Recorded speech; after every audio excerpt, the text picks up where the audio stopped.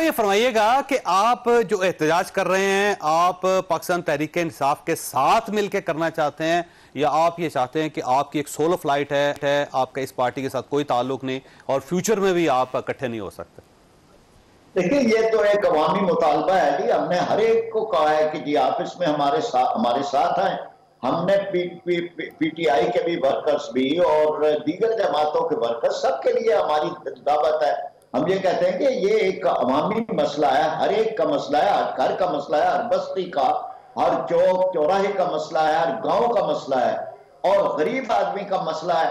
किस बुनियाद पर मैं इस मुल्क का गरीब आदमी जो है वो 6,000 अरब रुपया वो इनको अदा कर चुका है कैपेसिटी की मद में? क्यों? क्या वो मुजरम नहीं है कि जिन्होंने मुआहदे किए थे, जिन्होंने मुआहदों की मंजूरी दी थी, वो अफसर मुजरम नहीं है कि जिन्हें पता था कि हमारी ट्रांसमिशन लाइन ही इतनी नहीं है कि वो इतनी बिजली दे सके और उसके बावजूद उन्होंने ये मुआहदे किए, कैपेसिटी मानी, फिर उसके बाद डॉलर्स में अदायगी मानी, फिर उसके बाद उन्होंने फ्यूल एडजस्टमेंट मानी। आज उनको पर आर्टिकल 6 क्यों न लगे? क्यों इस मुल्क के उन लोगों को कि जिन्होंने अजाब में मुब्तला किया है हर एक को, उन पर आर्टिकल 6 क्यों नहीं लगेगा? लगना चाहिए। और किस चीज के लिए है? इससे बड़ी गद्दारी क्या है? रुकिएगा दानियाल साहब। देखिए, कल 2 एहतजाज हो रहे हैं और उसके बाद 5 अगस्त को भी पाकिस्तान तहरीक इंसाफ इस्लामाबाद आ रही है और वो आ रही गंडापुर साहब की क़यादत में और वहां से वो बाकायदा पुलिस लेकर आएंगे यहाँ पे। तो आप स्टैंड कहाँ करते हैं सर? कल का दिन बड़ा इंपॉर्टेंट है आपके लिए। देखें, ये नया नहीं है हमारे लिए एहतजाज इनके। जब आपका चाइनीज प्रेसिडेंट पाकिस्तान आ रहा था, आपके मुल्क टेक ऑफ की पोजीशन में था, आप पाकिस्तान को उन चीज़ों बहरानों से निकालने की तरफ जा रहे थे जिन्होंने मुल्क में स्टेबिलिटी लेके आनी थी, तब ये धरना देके सर आईपीपी सर नहीं तब भी धरना देके बैठे हुए थे। मुझे बात बताएं सर, एक सेकंड, ये तब भी धरना देके बैठे थे और पाकिस्तान को बंद करने की बात कर रहे थे। ये आईटीपी जिसकी बात कर रहे हैं, क्या इनकी 4 साल दौरे हुकूमत में नहीं थे? तब इनको नहीं याद आया?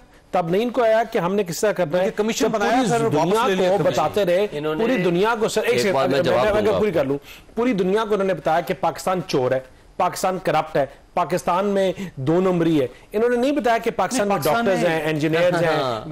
पाकिस्तान ये नवाज शरीफ नहीं जहां गए, मुझे बताएं कि इन्होंने पाकिस्तान को प्रमोट नहीं किया। इन्होंने नहीं बताया कि यहाँ डॉक्टर्स हैं, इंजीनियर्स हैं, यहाँ हम क्या क्या काम कर सकते हैं पाकिस्तान के लोग, पाकिस्तान के अवाम। इन्होंने 4 साल दुनिया में पाकिस्तान को बदनाम किया, सवाए बदनामी के अलावा कुछ नहीं किया। अब मुझे इनसे पूछ के बताएं ना आप ये बात कि आपने उन 4 साल में क्या किया? क्या किया? आप दहशतगर्दी का नारा लगा के आए थे, आपने क्या किया? केपीके में आपने केपीके में क्या किया? एहतसाब कमीशन का हाल आपने क्या नैब के हेड का क्या नाम था 4 साल में? आपने विसल ब्लोइंग एक्ट लेके आए, आपने विसल ब्लोअर एक्ट लेके आए, करोड़ों रुपया लगाया, क्या किया उसका? आपने एक बड़ा प्रोजेक्ट मुझे इनका गिनवा दें। इन्होंने सिवाय पाकिस्तान को तकसीम करने के, पाकिस्तान को तोड़ने के, 570 अरब हुकूमत पाकिस्तान के साइबर वॉरफेयर में लगाने के अलावा what have they given to Pakistan? और ये सिवाय तनकीद बराए तनकीद खामोश होंगे तो मैं जवाब दूंगा।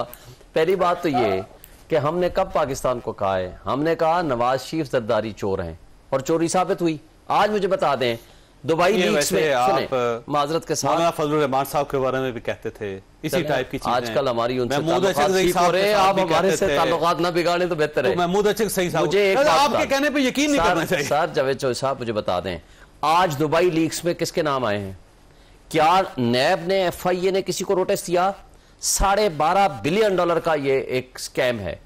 मैं कहता हूं कि किसके अच्छे हैं किसके बुरे हैं, उसकी तहकीकात तो करा लें। अच्छा मुझे बताएं, जरदारी साहब को जो बच्चा कहलाता था रावनवार, 77 प्रॉपर्टीज हैं और उसके अलावा नवाज शरीफ के बच्चे, जरदारी के बच्चे, सबके वहां प्रॉपर्टीज हैं, मोहसिन नकवी के फैमिलीज के, साबिक जर्नैलों के फैमिलीज के। यार खुदा के लिए इस मुल्क को कितना एक लूटोगे? अच्छा मुझे आगे चलें, गंदम स्कैंडल। वैसे आपको किसने गंदम स्कैंडल पैसे लूट मार के हैं जो बाहर ले गए? अच्छा मुझे ये बता दे, लूट मार के अगर नहीं है तो इसकी इन्वेस्टिगेशन कौन करेगा? कोई साबित करेंगे, लाएं, आकर के पेश करें कि नहीं जनाब हमारे ये लूट मार के नहीं है। नंबर 1 सुने सर, सुने। नंबर 2, ये मनी लॉन्ड्रिंग के जरिए नहीं गए। सवाल सुने, मनी लॉन्ड्रिंग के जरिए नहीं गए, हमने बैंकिंग चैनल के जरिए लेकर गए हैं, ये कोई इन्वेस्टिगेटिंग अथॉरिटी करेगी ना।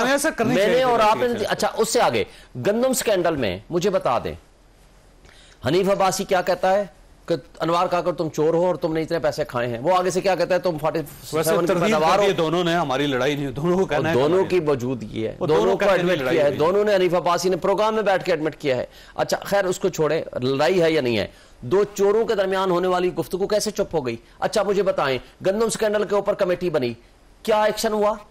2 मुलाजिमीन को कहा अर्जी तौर पर मुअत्तली की है। ये अगर आपका तर्ज अमल है, और 800 अरब रुपए किसानों का नुकसान किया पंजाब के लोगों का। आईपीपीस के बारे में आपको बताऊं, के बारे में मैं आपकी गवर्नमेंट में आपने कमीशन बनाया था, 24 घंटे के अंदर अंदर आपने कमीशन वापस लिया। सर नहीं, इसको मैं वाज़ेह कर दूं, फिर प्राज साहब की तरफ ले जाएं।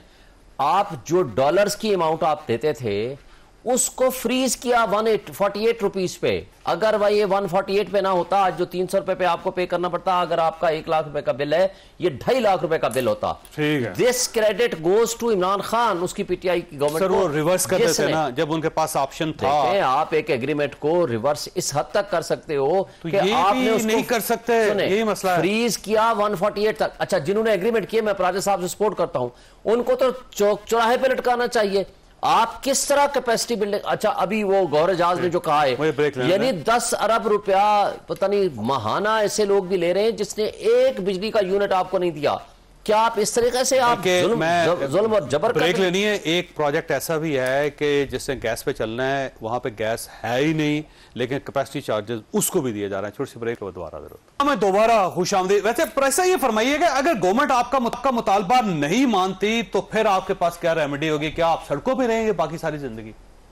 देखिए ये धरना नहीं है, तहरीक है। हम ये समझते हैं कि धरना तो एक इवेंट है, फिर हम गली गली चौराहे चौराहे लोगों के पास जाएंगे, फिर लोगों को जमा करेंगे। ये जब तक यानी लोग तकलीफ की इस हालत से नहीं निकलते, जब तक मुफ्त बिजली वाला सिलसिला ये बंद नहीं होता, जब तक ये स्लैब सिस्टम जो है ये खत्म नहीं होता, जब तक बिजली के बिलों के अंदर टैक्स लगा के भेजने का सिलसिला बंद नहीं होता, और जब तक कैपेसिटी के नाम पर एक लूट मार वो खत्म नहीं होती, और उसके जो है वो हर एक मुसलसल लोग उसके अजाब से नहीं निकलते, हम जद्दोजहद जारी रखेंगे, कुल गलियों कूचों शाहराहों में रखेंगे, हर एक तक पहुंचेंगे। लेकिन और ऐसा भी है तो इंटरनेशनल एग्रीमेंट्स हैं, आप इंटरनेशनल एग्रीमेंट से कैसे निकल सकते हैं? पाकिस्तान डिफॉल्ट कर जाएगा फिर। देखिए ना, ये किसी ने, हमारे IMF ने इनके शाहाना अखराजात बंद किए हैं, यानी निकल क्यों नहीं सकते? आज अगर हम ये तय कर लें कि हमने इन सारी चीजों को खत्म करना है, तो नैब के सारे जितने हथकंडे हैं वो सियासतदानों के लिए हैं, ये 40 खानदानों के लिए नहीं हो सकते कि जो कैपेसिटी के नाम पर इस कौम को लूट रहे हैं। यानी एक खानदान है वो ये चिनियोट पावर्स के नाम पर 3 महीनों के अंदर 63 करोड़ रुपया उन्होंने सिर्फ कैपेसिटी के नाम पे लिया है। आप अभी बता रहे हैं कि कितना बंद चीजों पे अभी वहां, तो ये कोई सिलसिला बंद तो होना चाहिए ना। आखिर ये हर कोई तमाशा देख रहा है, अदलिया भी देख रही है, अदलिया। रुकिएगा प्राइस साहब, रुकिए प्राइस साहब, दोबारा आऊंगा आपकी तरफ।